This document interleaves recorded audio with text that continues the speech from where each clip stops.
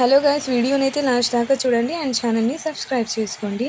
ఈరోజు ప్రోమోలో అయితే రాధ విక్రమ్ బైక్ ఎక్కడానికైతే వస్తుంది.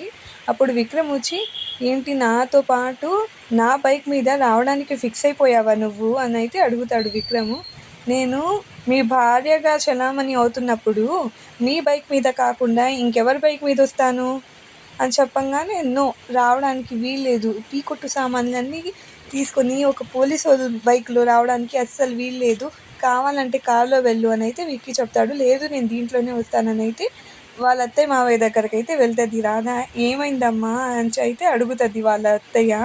అప్పుడు రాధ వచ్చి, తను ఎలాగో స్టేషన్కే వెళ్తున్నారు కాబట్టి మా టీ షాప్ కూడా అక్కడే కాబట్టి ఆయనతో పాటు నన్ను కూడా బైక్ మీద అక్కడికి తీసుకొని వెళ్ళండి అని చెప్పాను. నేను తీసుకొని వెళ్ళను అని అంటున్నారు అత్తయ్య గారు అని అయితే చెప్తుంది. చూడండి, టీ కొట్టు సామాన్లు ఉంటే తీసుకొని వెళ్ళాలంటే, కావాలంటే ఒంటరిగా వెళ్ళమని చెప్తున్నారు మీ కొడుకు అని అయితే ఇంకా వాళ్ళ మావయ్య అత్తయ్య వాళ్ళ దగ్గరికి అయితే ఫుల్ కంప్లైంట్ ఇస్తుంది.